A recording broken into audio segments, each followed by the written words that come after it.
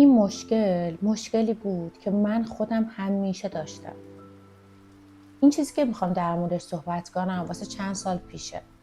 من چند سال پیش انقدر درگیر مشکل بودم، یه وقت میرفتم ساعت 12 تو رخت خواب، میدم ساعت 2 شبه من هنوز نخوابیدم. همش دارم فکر میکنم به هر چیزی که فکرشو کنی، از اینکه اون امروز به من چی گفت، چرا اینجوری جوابشو ندادم. از کوچیک تا بزرگ مدام خودم رو سرزنش میکردم سر هر چیز بیخودی. مثل یه دریایی بود که هی وقتی واردش میشدم عمیق‌تر و عمیق‌تر میرفتم و غرق‌تر میشدم. اصلا نمیدونستم باید چیکار کنم. انگار یه نواری بود تو ذهنم گیر کرده بود، هی تو ذهنم میچرخوندم، هی تو ذهنم میجویدمش، هی به چیزهای مختلف فکر میکردم. الان باید چیکار کنم، چجوری جوابشو بدم، کاش اینو گفته بودم، اگه اینجوری میشد اونجوری نمیشد، باید اینجوری رفتار میکردم. خیلی وقتا انقدر ساعتها به این قضیه فکر میکردم که اصلا زمان از دستم در میره. کیفیت خوابم به شدت پایین اومده بود، چون فکر میکردم حتی وقتی میخوابم هی فکرم داره میچرخه. از اون طرف در طول روزم اتفاقای مختلف میافتاد که باعث میشد که این افکار بیشتر و بیشتر باشه تو ذهن من، طوری که من یه وقتایی به یه نقطه نگاه میکردم و همش داشتم فکر میکردم، گذشته رو مرور میکردم، آینده رو مرور میکردم.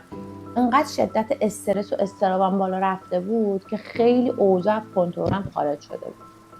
یه شب به خودم گفتم بس دیگه، تا کی میخوای بشینی به اینجور چیزا هی فکر کنی؟ باید یه فکری به حال خودت بکنی. نکنه من توی بازی گیر کردم، این ذهنمه که داره منو بازی میده. باید یه فکری به حالش بکنم. شروع کردم به سرچ کردم. کلی کتاب سرچ کردم، کلی پادکست سرچ کردم و به خودم گفتم من باید یه کاری بکنم که بتونم این مشکل تو خودم حل کنم.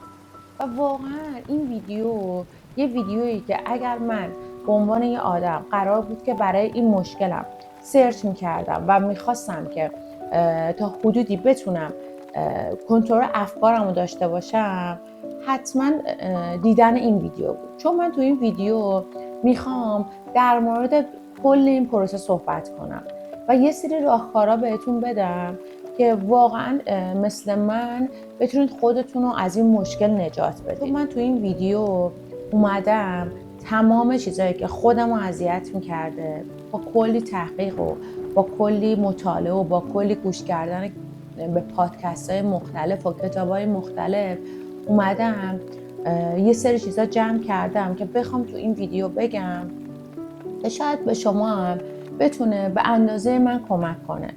چون واقعا این مشکلی نیستش که با 2 تا کتاب خوندن و 2 روز پادکست گوش دادن بشه کنترلش کرد. باید خیلی عمیق‌تر، خیلی بهتر روش در واقع مانور داد. من در واقع به این نتیجه رسیده بودم که اگر میخوام این مشکل رو حل کنم، باید اول خودم رو بشناسم، سیستم مغزیم رو بشناسم و همه اینا تا بتونم این مشکل رو حل کنم. من فهمیدم که مغز ما مثل ماشین زمان میمونه. یعنی چی؟ یعنی دوست داره یا همیشه تو گذشته باشه یا نگران آینده باشه و برای اینکه بتونه همیشه آماده باشه هی دوست داره که هی فکر کنه، هی خودشو آماده کنه. واسه همین ما رو درگیر نشخوار فکری یا اوورتینکینگ میکنه. یعنی اینکه ما یه فکر رو انقدر تو سرمون میچرخونیم تا بتونیم، در واقع دوست داریم که بتونیم اونو حلش کنیم و ما چون فکر میکنیم میخوایم اونو حلش کنیم ساعتها و ساعتها بهش فکر میکنیم. اتفاقا تو این کتابایی که میخوندم، یه کتاب خوندم که دکتر سوزان دیوید که یه استاد روانشناس مطرح آمریکایی تو دانشگاه هاروارد میگفتش که در مورد نشخوار فکری گفته بود که نشخوار فکری مثل این میمونه که ما یه دونه پازل توی مغزمون داریم، بعد ما یه تیکه از این پازل رو نداریم یا حالا گم کردیم یا هر چیز دیگه، اما همیشه دوست داریم اون جای خالی این پازل رو ما پر کنیم، با اینکه میدونیم هیچ قطعه یا تیکه‌ای برای اون نداریم اما نمیتونیم رهاش کنیم. نمیدونم شما این حس رو داشتین یا نه. به نظر من این تمام ماهایی رو میگه که شبایی که تا صبح نتونستیم فکرمون رو رها کنیم، میدونستیم که این فکر هیچ سرانجامی نداره، هیچ هدفی برای ما نداره، ولی همش بهش فکر میکردیم. مثل این که مثلا انگار مغزمون دوست داره ما رو آزار بده، یه چیزی رو تکرار میکنه. اینجا بود که من فهمیدم که نه مشکل از منه، نه مشکل از شماه، نه مشکل از ماهاییه که اوورثینکینگ داریم. مشکل در واقع مشکل نیست، این مکانیزم طبیعی مغزمونه، این عملکرد طبیعی مغزمونه که فکر میکنه همونطور که گفتم باید انقدر فکر کنه تا اینو حلش کنه. اما من خب دوست نداشتم اینو ادامه بدم، دوست داشتم بالاخره یه جایی بتونم اینو متوقفش کنم. چون من خودم سالا تو این چرخگی کرده بودم، همش فکر میکردم که این موضوع یه بخشی از شخصیت منه، یعنی که این خیلی عادیه، من باید همیشه اینجوری باشم، همیشه باید زیاد فکر کنم، برای اینکه من آدم تحلیلگری هستم، من باید انقدر فکر کنم تا بتونم راه حل رو پیدا کنم. اما این یه شروع شده بود به اذیت شدن من، به استرس و اضطراب من. واسه همین من شروع کردم به خوندن یه کتابایی مثل The Untethered Soul که میشه به فارسیش میشه روح تصویر ناپذیر، از مایکل سینگر فکر میکنم. شروع کردم به خوندن این کتاب و پادکست های مثل پادکست های دکتر هوبرمن رو گوش کردم که همون دکتر پژوهشگر علوم اعصابه. اونی که گوش کردم احساس کردم که چقدر اینا میتونن به من کمک کنن. اتفاقا یکی از پادکست هایی که خیلی بهم کمک کرد پادکست فکر میکنم اگر اشتباه نکنم هوبرمن لب بود که خیلی تونست تو این شکستن تو این چرخه فکری یا نشخوار فکری به من کمک کنه. اتفاقا تو یکی از این پادکست هایی که من گوش میدادم دکتر هوبرمن حرف خیلی جالبی زد.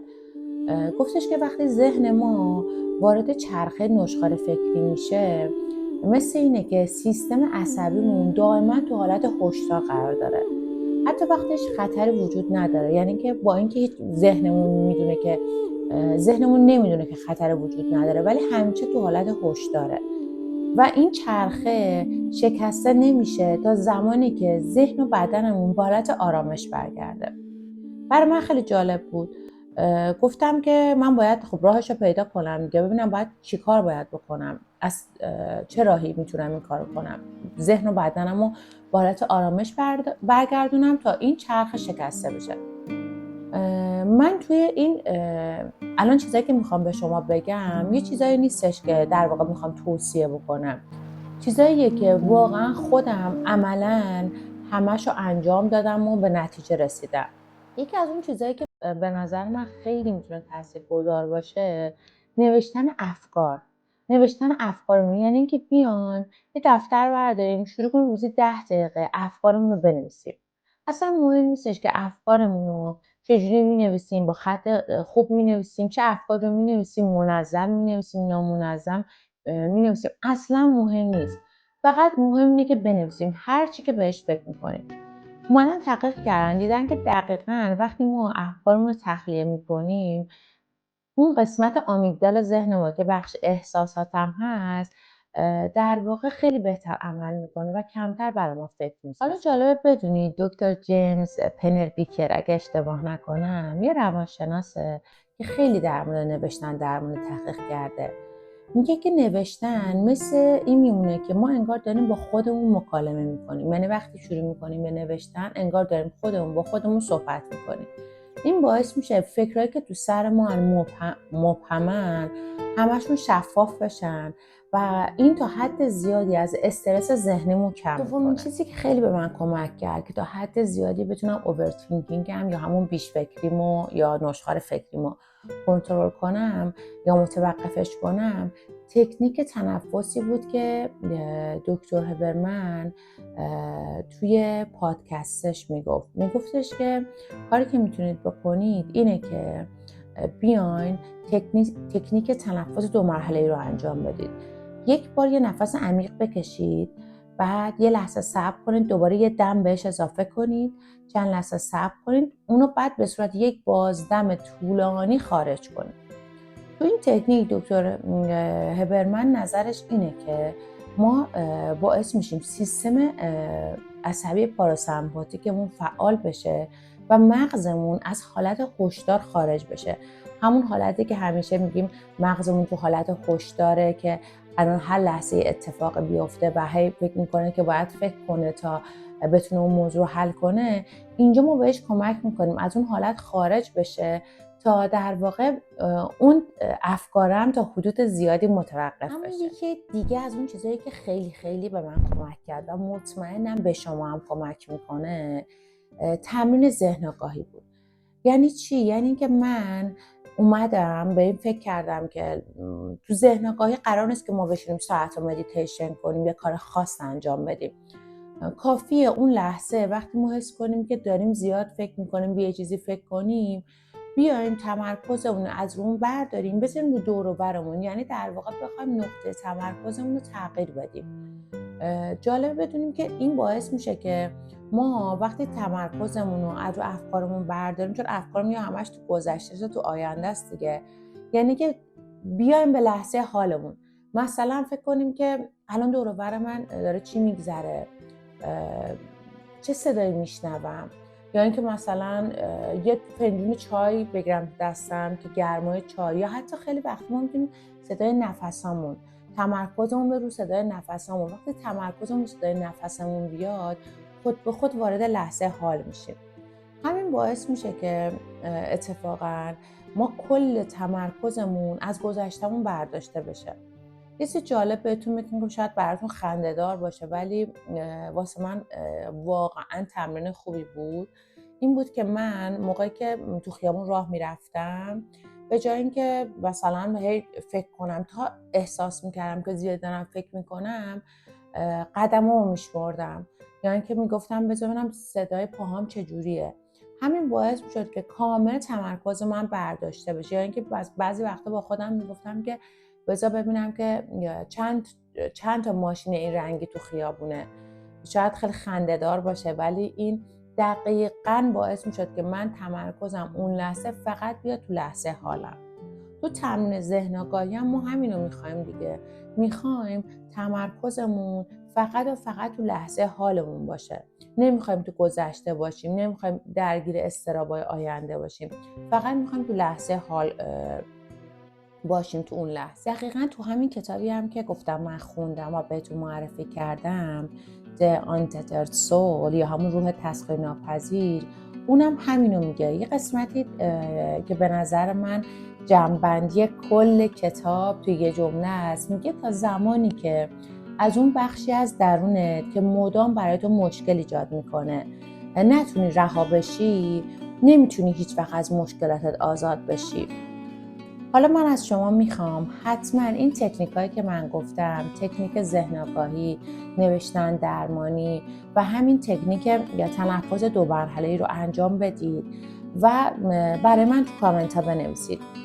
و اینکه باید یادتون باشه که کلاً ما یک دفعه هیچ وقت نمیتونیم تغییر ایجاد کنیم.